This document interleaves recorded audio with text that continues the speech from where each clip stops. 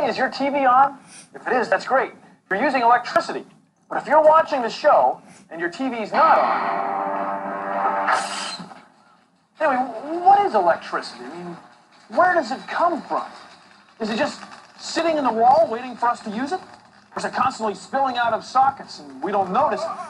And how can something so powerful be invisible? Well, electricity is the flow of tiny particles called electrons. And they're not just smaller than atoms, they're actually part of atoms. Take a look at this. It's our battery-powered electrical circuit of science. We're going to run this big light with this big battery. Watch. See, right now, electrons can flow from this side of the battery, through this wire, through the switch, through this wire, into the light, and back to this side of the battery. They're flowing in a closed path, what scientists call an electrical circuit. Now, circuit, that's from an old word for go around. So electrons, right now, can go around an electrical circuit.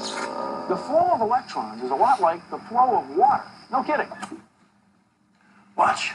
When I operate this great big water pump of science, water goes through this hose, into this box, and makes this water wheel go around. It goes out the other side and through this hose back to the pump. It's a closed path for the flow of water. It's a water circuit. It's just like the flow of electrons through an electrical circuit. Electricity is a very versatile form of energy. The same electrons that are making the light light up are making a motor go around. See, electricity can do all kinds of different jobs, and they're all done with electrons. Electrons flowing through a wire are a lot like water flowing through a hose. When we got the flow going, we can do work.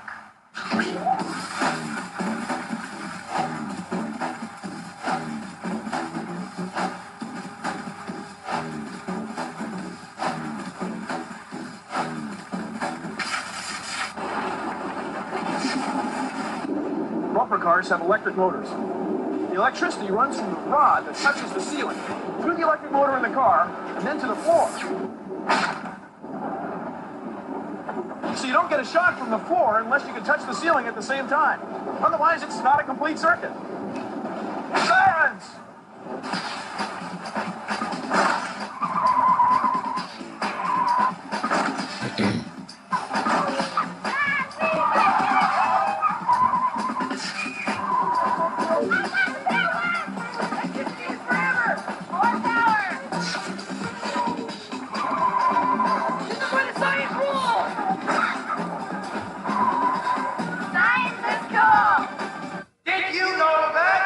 Keeping batteries in the refrigerator makes them last longer.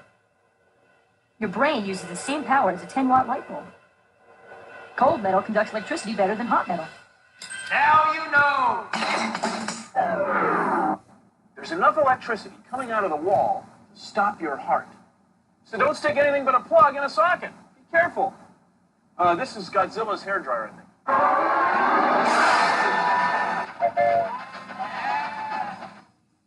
Check this out. It's an electric train. It has 2 rails. Electricity goes on one side, through the motor and the engine, then back out the other side. It's a circuit.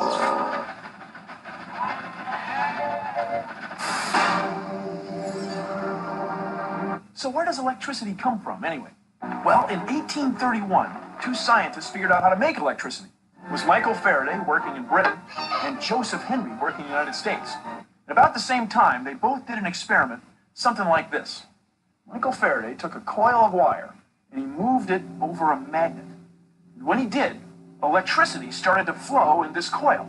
The electricity went down over here to another coil and made a compass needle move. Michael Faraday was doing this experiment for an audience, and a woman came up to him afterwards and said, Mr. Faraday, of what use is it? And he said, Madam, will you tell me the use of a newborn child?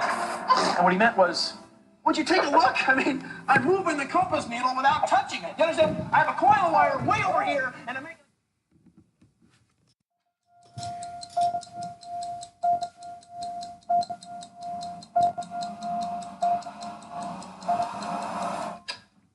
Check.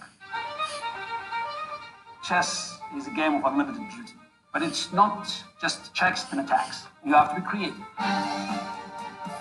I'm here to share with you my knowledge on the game of chess.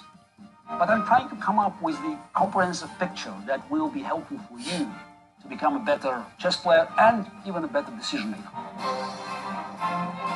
Let's cover it. King g5, king c2, king f6, king b3. Compass needle without touching it. You understand? I have a coil of wire way over here, and I'm making a compass needle move way over there with no apparent force. I mean, some force is going right through the air and wiggling that needle. Something's happening here. Some spectacular effect is happening here. You may not completely understand it right now with no apparent force. One day we will, and it's going to be a big deal. Thank you for joining me on. Consider the following.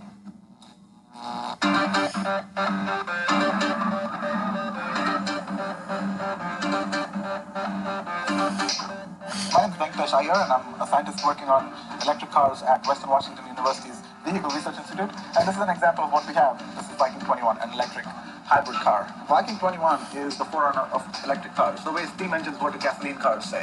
This car is solar electric hybrid, which means it runs on solar power, electricity, and also on compressed natural gas. There are 1,400 solar cells on this car.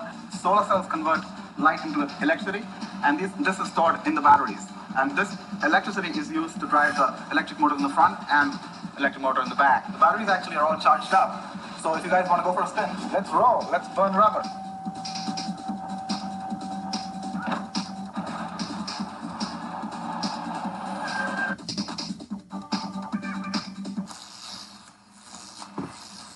Electricity is the flow of electrons. Electrons are the tiny particles that buzz around the outside of atoms.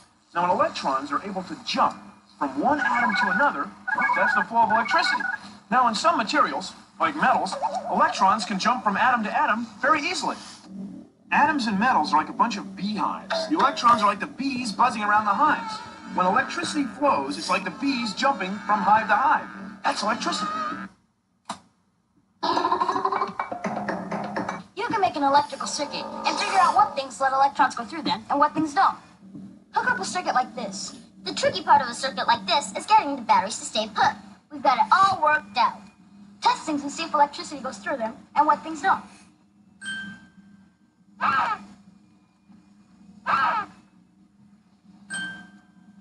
It seems that metal things carry electricity pretty well, and rubber and plastic things don't. Try this, a pencil.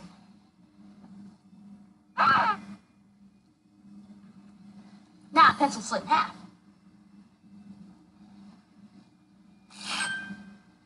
Check it out, it changes. The circuit's complete, but the pencil lead is holding some electricity back. Things that let electricity go through them are called conductors. Things that don't are called insulators. This can be called a resistor. It's somewhere in between a conductor and an insulator. It lets some electrons go through, but not all. Wild! Wild! Wild! Electrical circuits and water circuits both have pressure and flow. Think about it. Sometimes when you go up to a drinking fountain, the water comes out just fine. But other times, at other drinking fountains, it hardly comes out at all. That's because it doesn't have enough pressure. In electrical circuits, there's pressure too. It's called voltage. The higher the voltage, the more electrons want to jump. Now, the number of electrons that's flowing through a wire we call amperage, or just amps. Now, amps are like the amount of water that's coming out of a drinking fountain. The more amps, the more electrons. So in electricity, we end up with two things: voltage, or volts, and amperage, or amps. Volts and amps. Volts and amps. Volts and amps. The same way with water, we end up with pressure and flow. Pressure and flow. Pressure and flow. Now, the combination of volts and amps we call watts. What? Watts. Now, you know about watts. A 100-watt bulb needs more watts than a 40-watt bulb. I mean, it's a bigger number. More watts. What? No, watts. Boy, that's a lot of watts. Okay, we're gonna do some power exercising. Ready? Aim. See, the generator is connected to the exercise bicycle wheel. We're running the generator, that's completing a circuit, and we're turning that light bulb on. It takes a lot of power to run an electric light bulb. It takes a lot of watts. What? Watts, electrical power. You see, a 100-watt light bulb takes 100 watts of power. That's a lot of power. That's a lot of watts. Make it burn. Okay, it's burning. Can we stop now? Next. Electrons Electrons are pushed by chemical reactions, like in batteries, or they get pushed by generators. Now I need to find someone to push me.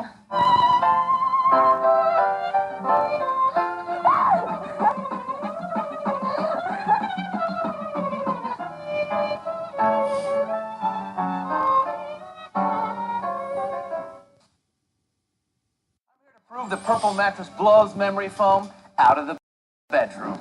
Only purple passes the durability test.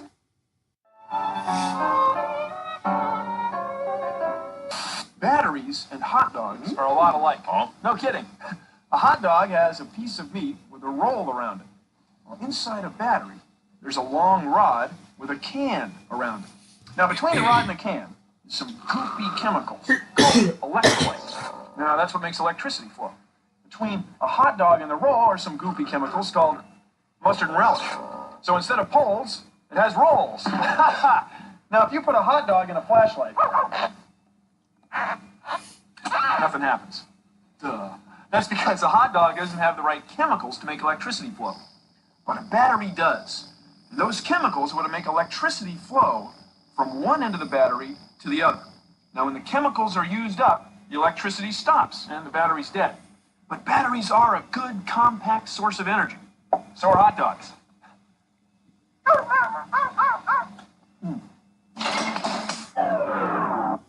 Electricity can be dangerous. There's enough power in a wall socket like this to burn your skin. Just be careful. Hey! So now it's time to feed our famous electric eel. This is a South American electric eel. It's found only in South America. It can produce up to 800 volts at 1.5 amps. If you were to put your hand into this tank now with the fish, just one hand, your hand would probably fly out when you discharge this main electrical charge. If you put two hands in there, you would probably be electrocuted. Imagine if you had all this water falling from here down to there, over 100 meters. You could generate 6.5 million kilowatts of electricity. That's a lot of watts. What?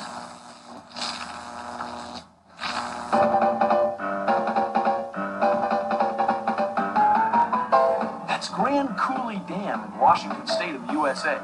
If you've ever lifted a bucket of water, you know it's pretty heavy. Well, imagine how heavy the water is behind that dam. It's over 100 meters high. It's almost 2 kilometers long. That's a lot of water. So as the water flows from the top to the bottom, it runs huge generators. No, really huge. I mean, big. I mean, very big. I mean, bigly, hugely big generators. 6,949,000 kilowatts. That's a lot of watts. What? Watts. Electric power. Electric power that runs from here to millions of homes so that people like you can watch television and play video games and pop popcorn in your microwave ovens and have toasted tarts from your toaster in the morning at breakfast. Man, that thing is big. We use electricity all day. Most of the time, we don't even think about where it comes from. Once it's generated, electricity may travel hundreds of kilometers through power lines before it gets to our homes. Whoa. When we make electricity with a magnet and a coil of wire, either the magnet or the coil has to be moving. Now notice that the coil is either right side up or upside down. Right side up, upside down. And the electricity that gets made goes this way or that way. This way, that way. We say it's alternating. We call it alternating current, or AC. Now when we make electricity with batteries, the electricity only goes in one direction. We say it's direct current, or DC. So this is DC, AC, and PC. PC, that's what I call popcorn. We've known for years that the sun is a wonderful source of energy, but there's things that we need to learn about it. We are trying to gather some information to make photovoltaics more economically viable. Photovoltaic cell is basically just a little tiny cell that you shine sunlight on it and you get electricity. If you ever use one of those handheld calculators, they have a little tiny photovoltaic cell. And basically, this is what these are. They're photovoltaic cells. So basically, this could drive just one big calculator. Power!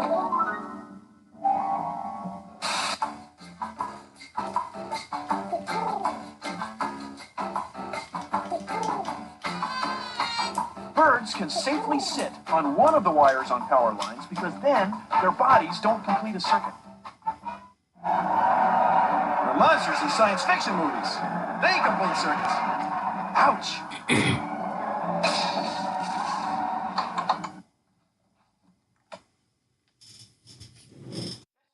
I asked you to let me fix your art. And to do so, I will be using this fancy-prancy Chromebook. Today's episode is brought to you by Chromebooks. Let's get this thing set up.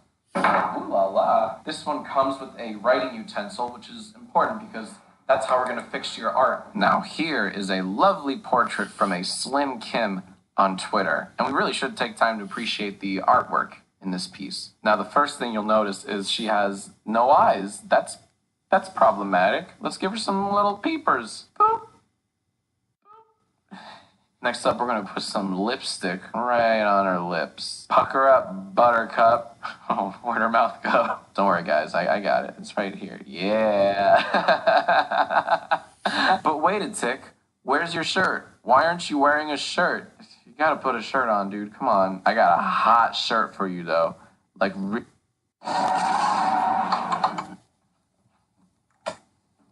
For electricity to do work, it has to flow in a complete loop. That's called a circuit. Turning on a switch completes a circuit.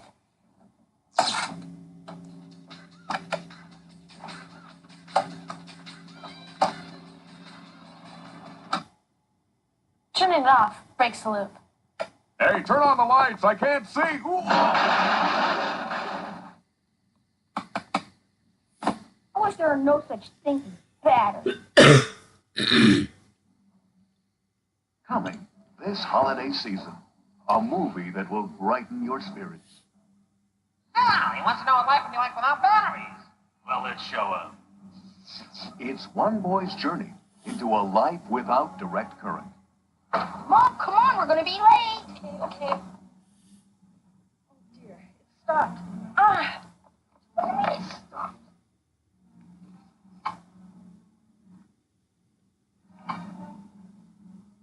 Mom, what's wrong? Oh dear, it's dead. What do you mean it's dead? The battery's dead. Oh. Hey. From the director of Compass Man comes It's a Wonderful Life. Oh, the battery. Ugh. Hey, Grandpa! Hey, Grandpa! Grandpa! Grandpa! Can you hear me? Grandpa! Grandpa! Hey, Grandpa, how you doing? I can't hear you. Grandpa, what's wrong? The battery's dead? Can one boy survive in a world without batteries? These batteries must be dead. This plug fits in this socket perfectly. But this plug is from Europe, and it doesn't fit in our sockets. No way. See, different countries use different style plugs for their electricity. But notice that they all have two prongs. That's because electricity has to flow in a loop. So it goes in one prong through this wire, through an appliance like this blender, then out the other side and back into the wall. It's a circuit. That's good.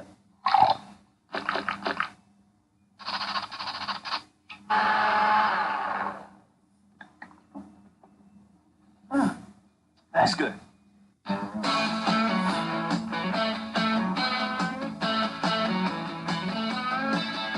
Well, everybody knows that when electrons flow, that flow is known as electricity.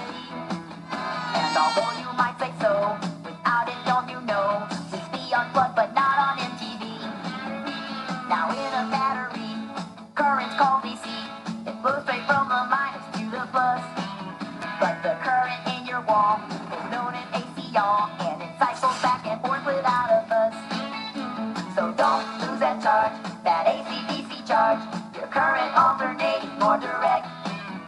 Cause if you lose that charge, that AC-DC charge, there's no reason for a circuit to connect.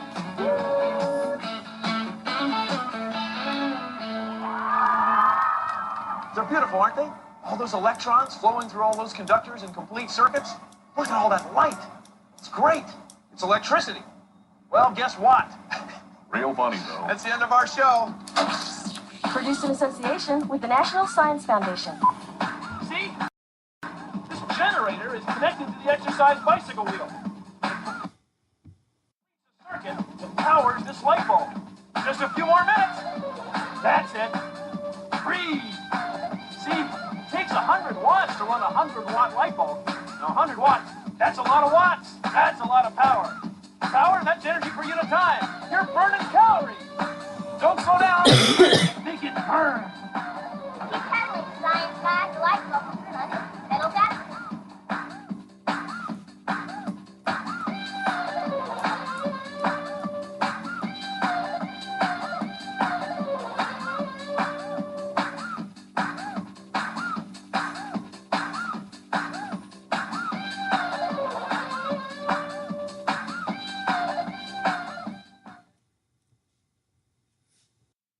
Thing that makes this happen makes this happen. And this. It's electricity. Whoa. Bill Nye the Science Guy.